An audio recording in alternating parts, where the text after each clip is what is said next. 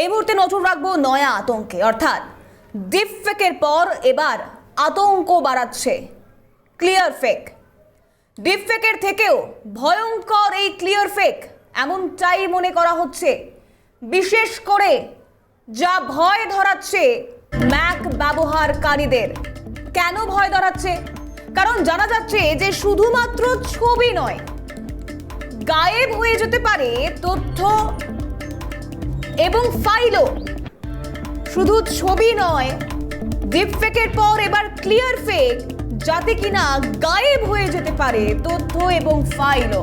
Amos নামে একটি malware দিয়ে আক্রমণ করা হচ্ছে, যার মাধ্যমে চুরি হতে পারে আপনার ক্রেডিট কার্ডের তথ্য, চুরি হয়ে যেতে পারে আপনার ক্রিপ্টো ওয়ালেট, ফাইল। ঠিক কিভাবে কাজ করা হচ্ছে? ফেক ব্রাউজার তৈরি করে এই কাজই করছে আমোস। প্রতারণার এই নয়া পদ্ধতিকেই বলা হচ্ছে ক্লিয়ার ফেক। ডিপফেকের পর আতঙ্ক বাড়াচ্ছে এই ক্লিয়ার ফেক। বলা হচ্ছে ক্লিয়ার ফেক প্রাথমিকভাবে, খুব সহজভাবে বলতে গেলে, যা ডিপফেকেরই একটি ধরন, যা কিনা মেশিন লার্নিং ব্যবহার করে তৈরি করা হয়। আর এতে খুব সহজে ছবি বা ভিডিও এমন ভাবেই ম্যানিপুলেট করা হয় বা জেনারেট করা হয়, যা কিনা একেবারে বাস্তব বলে মনে হয়। আরো একটু পরিষ্কার করি আপনাদের যে কি এই ক্লিয়ার ফেক।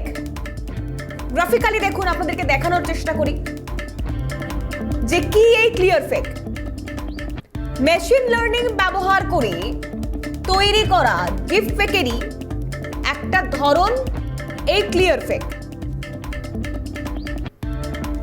যেখানে কিনা এই ক্লিয়ার ফেকের দ্বারা ছবি বা ভিডিও, আপনাদেরকে বলছিলাম যে এমন ভাবে তৈরি করা হয়, ম্যানিপুলেট করা হয়, জেনারেট করা হয়, যাতে সেটাকে একেবারে বাস্তব বলে মনে হবে। ইমেজ, মুখের গড়ন, এমনকি কণ্ঠস্বর অর্থাৎ ভয়েস সিনথেসিসের মতো কাজও একটি ছবিও বা ভিডিওকে ক্লিয়ার ফেক করা যায়। ভুয়ো খবর, মানুষের ছদ্মবেশী রূপ তৈরি করার জন্য এই ক্লিয়ার ফেক পদ্ধতিকে কাজে লাগানো হচ্ছে, যা আতঙ্কের নয়া নাম।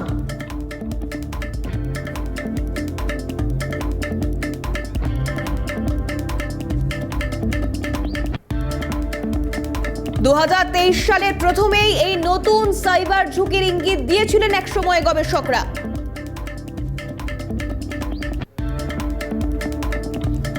এই ম্যালওয়্যার অর্থাৎ আমোসের কথা যেটা বলছি আপনাদেরকে, অটোমিক ম্যাকোস,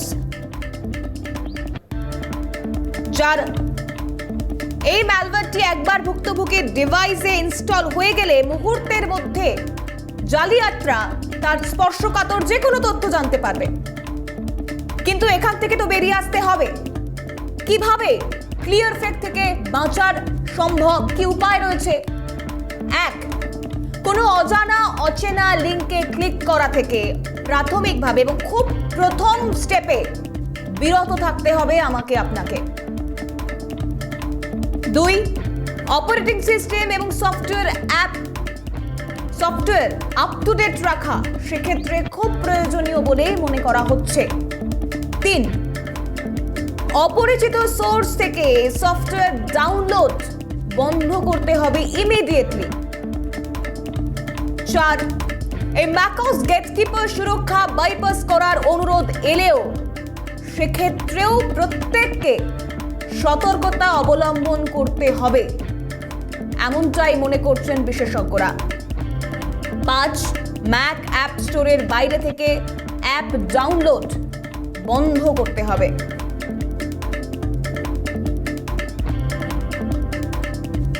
ক্লিয়ার ফেক থেকে বাঁচার উপায় সেটাও রয়েছে, অর্থাৎ যথেষ্ট সতর্ক থাকতে হবে, যথেষ্ট পরিমাণ সতর্কতা অবলম্বন করতে হবে, operating system software up to date রাখতে হবে। এই সমস্ত বিষয়ের দিকে নজর রাখতে হবে ব্যবহারকারীদের। আর এখানেই একের পর এক প্রশ্ন সামনে আসছে আরো বিস্তারিত এই বিষয় নিয়ে আমরা কথা বলবার চেষ্টা করব। এর আগে আমরা ডিপফেক নিয়েও বিস্তারিত আলোচনা করেছিলাম, কি এই ডিপফেক, কেন এই ডিপফেক, যারা করছে তারা কিভাবে জড়িয়ে পড়ছে বা বেরিয়ে আসার উপায়। তার পরবর্তীতে এই সময় দাঁড়িয়ে ডিপফেকের পর নয়া আতঙ্ক ক্লিয়ার ফেক, তা নিয়েও আমরা আলোচনায় থাকবো। অপো স্টুডিও থেকে আমাদের ইনপুট এডিটর ভাস্কর দত্ত রয়েছেন আমাদের সঙ্গে। আমি ভাস্কর দাকে আজকের এই মুহূর্তের আলোচনায় স্বাগত জানাবো। ভাস্কর দা, ডিপফেক নিয়ে আমরা আলোচনা করেছি এর আগে একাধিক সময়, অন্তত এই সময় দাঁড়িয়ে এই ক্লিয়ার ফেক তাও তো ভয়ঙ্কর রূপ নিচ্ছে, বিশেষ করে ম্যাক ব্যবহারকারীদের জন্য বলা হচ্ছে। ঠিক কি কি বলা হচ্ছে, বিশেষজ্ঞরা কি বলছেন, গবেষকরাই বা কি ইঙ্গিত দিচ্ছেন এই সমস্যা বা এই আতঙ্ককে নিয়ে? দেখো তিথি, সর্বপ্রথম আমরা মিডিয়ায় এই ডিপফেকটা কি তা নিয়ে বিস্তারিত আলোচনা করেছিলাম বেশ কয়েক সপ্তাহ আগে। এবং ডিপফেক যখন মানুষের সঙ্গে পরিচিত হয়েছিল যখন বলিউডের এক নায়িকার ছবি ভাইরাল হয়ে যায়, রশ্মিকা মান্দানা, তার ছবি যখন ভাইরাল হয়ে যায় তখন কিন্তু সাধারণ মানুষ ডিপফেকের সঙ্গে পরিচিত হয়, কিন্তু তার অনেক আগে থেকেই কিন্তু ডিপফেক চলছিল। এরপর আমরা কি দেখলাম, শুধু ওই রশ্মিকা মান্দানা নন, তার সঙ্গে সঙ্গে আরও একাধিক অভিনেত্রী, সেখানে কাজলও বাদ গেলেন না, তাদেরও ছবি ডিপফেক হয়ে বেরিয়ে আসলো। এরপর যখন আমরা এই বিষয়টা নিয়ে আরও ছানবিন করলাম তখন দেখতে পেলাম যে শুধু ডিপফেক নয়, ডিপফেকের পাশাপাশি আরও একটি বিষয় উঠে আসছে, এবং যেটা ডিপফেকেরই মতন কিন্তু ডিপফেক থেকে আরও কয়েক ধাপ এগিয়ে। তার কারণ আমরা মূলত প্রথম দিকে দেখতাম, খুব সহজ করে আমি বোঝার জন্য বলছি তিথি, প্রথম দিকে আমরা সহজভাবে দেখতাম যে একটা ইমেজকে পাল্টে ফেলা যেত, অর্থাৎ কারোর মুন্ডুটা তুলে নিয়ে এসে, মাথাটা তুলে নিয়ে এসে কারো একটা শরীরের উপর আমরা বসিয়ে দিয়ে আমরা ফেক ছবি বানানোর প্রবণতা লক্ষ্য করেছিলাম। সেটি কিন্তু ধরা যেত, অর্থাৎ যেখানে ম্যাচিং করানো হতো চুল বা কোনো গলার কাছে, সেই জায়গাগুলো ধরা পড়ে যেত। সেটা কিছুটা করে ডেভেলপ করা গিয়েছিল। এরপর যখন ডিপফেকটা এলো, ডিপফেক আমাদের চমকে দিল কি করে, যে না, আমরা এতদিন ছবি আকারে ফেক ছবি দেখেছি, এবার ফেক ভিডিও আমাদের কাছে আসছে। অর্থাৎ একজন ব্যক্তি, সে ওই ব্যক্তিই নয়, অথচ সেই ব্যক্তি যা করছে ওই ব্যক্তি তাই করছে। অর্থাৎ রশ্মিকা মান্দানার যে ছবি আমাদের কাছে এসেছিল সেটা রশ্মিকা মান্দানাই নয়, অন্য একজন মহিলা, কিন্তু সেই মহিলার মুখের ওপর রশ্মিকা মান্দানার মুখটিকে এমনভাবে ইম্পোজ করে দেওয়া হয়েছে, তার চোখ নড়ছে, তার চোখের পাতা নড়ছে, সব কিছুই নড়ছে। অর্থাৎ আসল আর নকলের মধ্যে বিভেদ করতে পারাটা অত্যন্ত কঠিন হয়ে দাঁড়িয়েছিল। এই ক্লিয়ার ফেক বলছে ডিপফেকের থেকে আরও কয়েক ধাপ এগিয়ে। তার কারণ এখানে এই মুখের গড়ন শুধু ফেক তৈরি করা যাবে না, তার সঙ্গে সঙ্গে কণ্ঠস্বরটাও তৈরি করে নেওয়া যাবে। অর্থাৎ তিথি, আমি যদি তোমার ছবিটা পাই, তোমার কণ্ঠের একটু স্বর পাই, সেই কণ্ঠস্বর দিয়ে আমি তোমার ছবির ওপর অন্য কারো একটা ছবি বসিয়ে তোমার কণ্ঠস্বর দিয়ে আমি যা খুশি ইচ্ছে মতন বলিয়ে নিতে পারবো, এবং সেটা মানুষ দেখে ভাববে তুমিই বলছো। কতটা ভয়ঙ্কর, কতটা ভয়াবহ এবার তুমি নিশ্চয়ই বুঝতে পারছো। এর পাশাপাশি দ্বিতীয় আরেকটা বিষয় উঠে আসছে এই ক্লিয়ার ফেকের জায়গায় দাঁড়িয়ে। এই ক্ষেত্রে কিন্তু তথ্য চুরি হয়ে যাওয়ার একটা প্রবণতা লক্ষ্য করা যাচ্ছে, যে মূলত এরা ম্যাকের ওপর বেশি অ্যাটাকটা করছে। ম্যাকের মধ্যে ঢুকে থাকা তোমার যা তথ্য থাকছে সেই তথ্য এরা চুরি করে নিতে পারে। শুধু তাই নয়, ক্রিপ্টোকারেন্সির ক্ষেত্রেও কিন্তু তার লোপাট হয়ে যাওয়ার সম্ভাবনাও এই ক্লিয়ার ফেকের মাধ্যমে উঠে আসছে। সুতরাং বলা যেতে পারে ডিপফেকের একটি ধরন হলেও ডিপফেক থেকে অনেকটা এগিয়ে, আরও অনেক বেশি আতঙ্কের, অনেক বেশি ভয়াবহ এই ক্লিয়ার ফেক। তিথি, ভাস্কর, সেক্ষেত্রে দাঁড়িয়ে যে বিষয়টা সব থেকে গুরুত্বপূর্ণ, যেমনটা তুমিও বলছিলে, মানে শুধুমাত্র কণ্ঠস্বর বা ফেশিয়াল রেকগনাইজেশন এইগুলোকে বাদ দিয়েও যেভাবে তথ্য বা যে রিলেটেড তথ্য রাখা হচ্ছে তা জালিয়াতদের কাছে খুব সহজে অ্যাক্সেসিবল হচ্ছে জালিয়াতদের জন্য। এই যে গোটা প্রসেসিংটা, এর অ্যাওয়ারনেসও আমরা কিছুক্ষণ আগে দেখাচ্ছিলাম দর্শকদেরকে, কিন্তু প্রাথমিকভাবে ঠিক কোন কোন বিষয়ের দিকে আমাকে, তোমাকে বা আমাদের সকলকে নজর দিতে হবে, বিশেষত যারা ম্যাক ব্যবহার করছেন? একেবারেই, বিশেষত যারা ম্যাক ব্যবহার করছেন তাদের কাছে এই বিষয়টি অত্যন্ত গুরুত্বপূর্ণ। এবং যে বিষয়গুলো আমরা একটু আগে বা তুমি একটু আগেই বললে যে বিষয়গুলো করণীয় রয়েছে, যে এগুলো করবেন এগুলো করবেন না, সেগুলো কিন্তু মেনে চলা ডেফিনেটলি করে ভীষণভাবেই প্রয়োজন। সেখানে বলছে যে কন্টিনিউ সিস্টেমটাকে আপডেট করে যেতে হবে, অর্থাৎ সিস্টেম যদি আপডেট না হয় তাহলে আপনার ভেতরে কিছু এই ধরনের ঢুকে পড়ছে কিনা আপনি ডিটেক্ট করতে পারবেন না, ফলে আপনাকে সিস্টেম আপডেট করতে হবে, নাম্বার 1। নাম্বার 2 হচ্ছে আপনাকে এমন কোনো অপরিচিত অ্যাপস থেকে কোনো কিছু। ভাস্করদা, সাইবার ক্রাইম বিশেষজ্ঞ সন্দীপ সেনগুপ্ত এই মুহূর্তে টেলিফোন লাইনে রয়েছে। ভাস্করদা, তোমার প্রশ্ন তাকে। সন্দীপবাবু, আপনাকে স্বাগত জানাই। আপনি আমাদের এখানে ডিপফেক নিয়ে বিস্তারিত তথ্য আমাদের দিয়েছিলেন। আজকে আমরা ক্লিয়ার ফেক নিয়ে আলোচনা করেছি, অর্থাৎ ডিপফেকের দিনই আপনাদের সঙ্গে যখন কথা হচ্ছিল এই ক্লিয়ার ফেকটা উঠে আসে। আমি একটু জানতে চাইবো যে what is the difference between deepfake and clear fake? না, ডিপফেক আর ক্লিয়ার ফেকটা পুরোপুরি আলাদা জিনিস। ডিপফেক হচ্ছে একটা ভিডিও যেটা আমরা চেঞ্জ করছি উইথ ডিপ লার্নিং, তার লিপ মিলিয়ে, তার অডিও মিলিয়ে আমরা একটি অন্য একজন মানুষের ভিডিওর মধ্যে আরেকজন মানুষের ভিডিও বসিয়ে দিচ্ছি, এবং সেখানটায় এটা মেশিন লার্নিং আর ডিপ লার্নিং এর ব্যাপার আছে। ক্লিয়ার ফেকটা হচ্ছে বেসিক্যালি একটা জাভাস্ক্রিপ্ট ফ্রেমওয়ার্ক। এটা ওয়েবসাইট থেকে কাজ করে। কেউ যদি ওই ওয়েবসাইটে যায়, ওখান থেকে একটা ম্যালওয়্যার ডাউনলোড হয়ে যাবে, এবং সেই ম্যালওয়্যারটা মোবাইলের মধ্যে তার ওয়ালেট, তার পাসওয়ার্ড এইগুলোকে ক্র্যাক করে নিচ্ছে, এবং এটা মেইনলি টার্গেট করেছে অ্যাপেল ইউজারদের, মানে আইফোন অ্যাপেল ইউজারদের টার্গেট করেছে।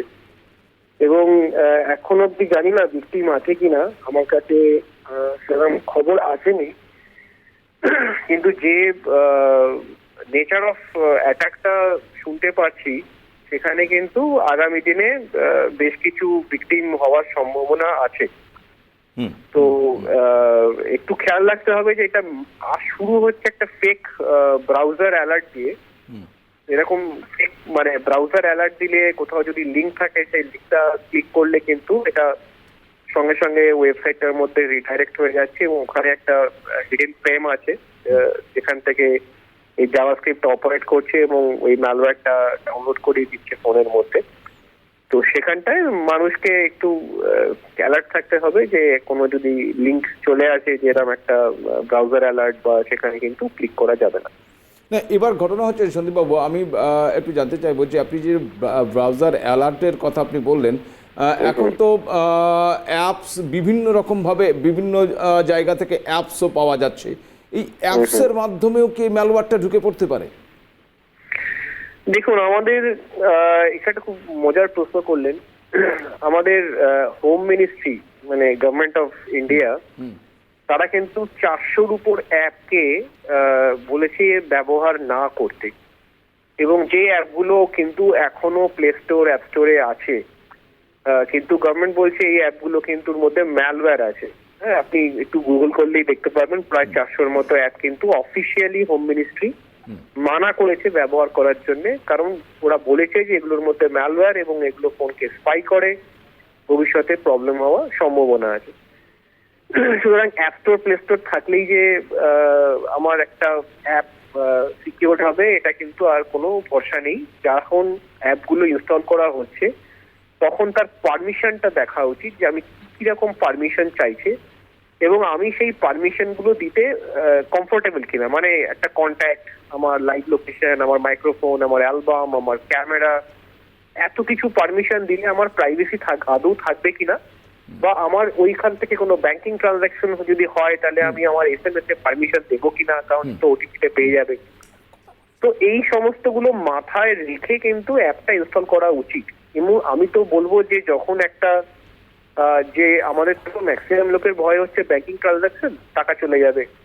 তো যেখানে আমি ব্যাংকিং ট্রানজাকশন করছি বা কোনো ওয়ালেট মেনটেন করছি, যেখানে টাকা রাখছি বা কোনো লেনদেন করছি, সেইখানে এই ধরনের ক্যাজুয়াল ব্রাউজিং বা ক্যাজুয়াল এন্টারটেনমেন্ট, গেম, এগুলো না খেলাই ভালো। তাহলে কিন্তু দুটো এই এন্টারটেনমেন্ট আর সিরিয়াস ট্রানজাকশন দুটো এক জায়গাতে এইখানটায় সন্দীপবাবু আমি আপনাকে এইখানটায় জিজ্ঞাসা করতে চাইছি যে ধরুন এখন তো মোবাইলটাই মানুষের কাছে গুরুত্বপূর্ণ হয়ে দাঁড়িয়েছে এবং সেই মোবাইলের মধ্যে তার সমস্ত কিছু থাকছে, এমনকি ব্যাংকিং ডাটাটাও থাকছে। তাহলে কি এই ক্লিয়ার ফেক দিয়ে ব্যাংক অ্যাকাউন্ট থেকে টাকাও হাফিজ করে দেওয়া যা সম্ভব? হ্যাঁ, সেটা তো যা দেখছি, মানে টেকনিক্যালি এখন অব্দি যা থিওরিটিক্যালি যেগুলোকে আমরা অবজার্ভ করেছি যে এটা কিভাবে কাজ করছে, অ্যানালিসিস করে যখন দেখা গিয়েছে তখন কিন্তু দেখা গিয়েছে যে এটা কিন্তু ওয়ালেটকেও ব্রেক করে ঢুকে যাচ্ছে, ওয়ালেটে ঢুকে যাচ্ছে। ইনফ্যাক্ট আইফোনের আইক্লাউড ভেঙে ঢুকে যাচ্ছে, পাসওয়ার্ড ভেঙে দিচ্ছে, এনক্রিপশন ভেঙে দিচ্ছে, ওয়ালেট ভেঙে দিচ্ছে। সুতরাং একটা আইফোন কিন্তু ইউজুয়ালি যারা একটু পয়সা করি আছে, হাই নেট ওয়ার্থ ইন্ডিভিজুয়াল তারাই ব্যবহার করে এবং তারা কিন্তু এই সমস্ত টেকনোলজি গুলো ব্যবহার করে, মানে ওয়ালেট বা আইক্লাউড এগুলো। এবং আইক্লাউডের মধ্যে তাদের কনফিডেন্সিয়াল ছবি, ভিডিও, অনেক অফিসিয়াল ডকুমেন্ট এগুলো সব ব্যাকআপ করে থাকে। সেটাকে যদি কম্প্রোমাইজ করে নেয় তাহলে শুধু টাকা দেবে তাই নয়, ব্ল্যাকমেল করে কিন্তু অনেক কিছুই তারা ওখান থেকে পার করে নিতে পারে। সুতরাং একটুখানি এটা নিয়ে একটু চিন্তা ভাবনা করতে হবে এবং দুমদাম এই ক্লিক করাটা বন্ধ করতে হবে। আমি শেষ প্রশ্ন সন্দীপবাবু আপনাকে, যে একটা যদি আপনি আমাদের একটা লাইন আপ দেন যে কি কি করলে এই ক্লিয়ার ফেক থেকে প্রাথমিকভাবে অন্তত বাঁচা সম্ভব। এর মডুলাস অপারেন্ডি এটা একটা যেটুকু জানা গেছে একটা ব্রাউজার আপডেটের লোক দেখিয়ে এই সাইটটাতে নিয়ে যায়। সুতরাং এটা একটা রেড ফ্ল্যাগ। কেউ যদি বলে যে ব্রাউজার কোনো আপডেট হবে কোনো সাইটে বা কোনো লিঙ্ক চলে আসে, সেটা একটু সাবধান হতে হবে। নাম্বার 2 হচ্ছে একটা লিঙ্ক চলে এলো, যে কোনো লিঙ্ক, সেটা হোয়াটসঅ্যাপ হতে পারে, কোনো মেসেঞ্জার হতে পারে, কোনো ব্রাউজার হতে পারে, বা আবার কোনো পপ আপ হতে পারে, সেখানে কিন্তু কোনোভাবেই লিঙ্ক ক্লিক করা উচিত নয়। আমার যদি কিছু আপডেট করতে হয় আমি তার অ্যাপ স্টোর, প্লে স্টোরে গিয়ে আমার যে সফটওয়্যারটা ইউজ করছি সেটা আমি আপডেট করবো। তো এইগুলো একটু মাথায় রাখলেই আমার মনে হয় এটা চট করে হবে না। আর যদি মনে হয় যে কিছু গন্ডগোল হয়েছে, একটা উপায় তো আগেও বলেছিলাম যে ফোন হট করে গরম হয়ে যাচ্ছে, কোনো কাজ হচ্ছে না, বা ব্যাটারি ড্রেন হয়ে যাচ্ছে, এগুলো যদি খেয়াল করে তাহলে সাবধান হতে হবে। একেবারে অসংখ্য ধন্যবাদ সন্দীপবাবু আপনাকে। সন্দীপ সেনগুপ্ত সাইবার ক্রাইম বিশেষজ্ঞ ছিলেন আমাদের সঙ্গে। তিথি, তুমি নিশ্চয়ই বুঝতে পারলে এবং শুনলে যে এটা ডিপফেকের থেকে অনেকাংশেই ভয়ঙ্কর। ডিপফেক তো শুধু ছবি আর ভিডিওতে ছিল, এ তো একেবারে ওয়ালেটে ঢুকে পড়ছে, অর্থাৎ তোমার আমার টাকাও পর্যন্ত এ হাফিজ করে দিতে পারে এই ক্লিয়ার ফেক। তুমি আমি কিছু বুঝতেও পারবো না।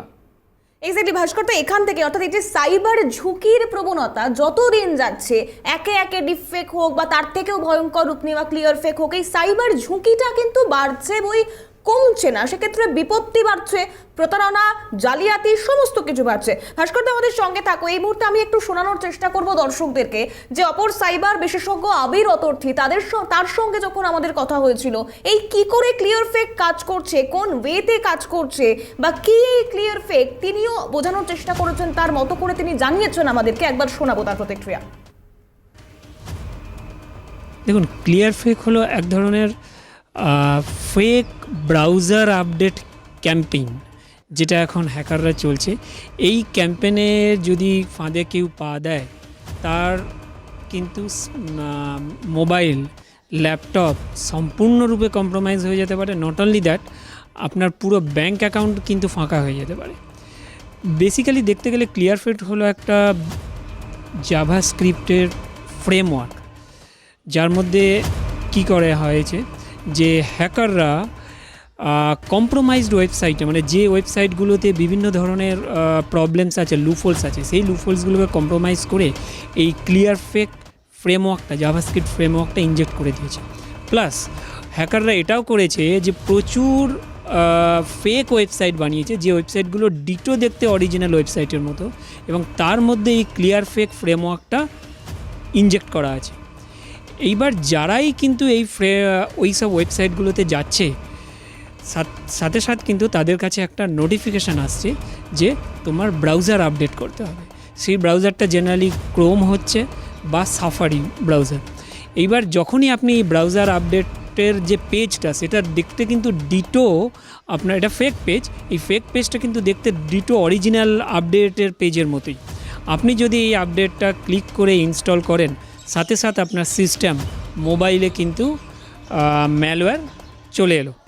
এবং এই ম্যালওয়্যারটা খুব স্টিলথি ম্যালওয়্যার। এ করে কি যে আপনার সমস্ত রকম ক্রেডেনশিয়ালস, পাসওয়ার্ডস, ব্রাউজারে saved passwords, wallet passwords, wifi passwords, আপনার ক্রেডিট কার্ড ইনফরমেশানস, অন্যান্য আপনি অন্যান্য ওয়েবসাইটে যে লগ ইন করেছেন তার লগ ইন ক্রেডেনশিয়াল ইনফরমেশানস হাতাতে থাকে। এবং পুরো এই জিনিসটা চুরি করার পর এটা কিন্তু চলে যায় একটা হ্যাকারের হাতে।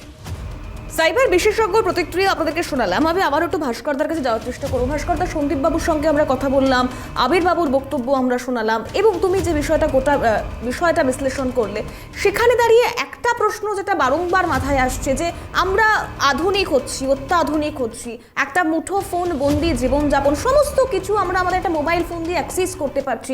সেক্ষেত্রে দাঁড়িয়ে আমাদের নিরাপত্তা তাও তো ক্রমশ প্রশ্নের মুখে।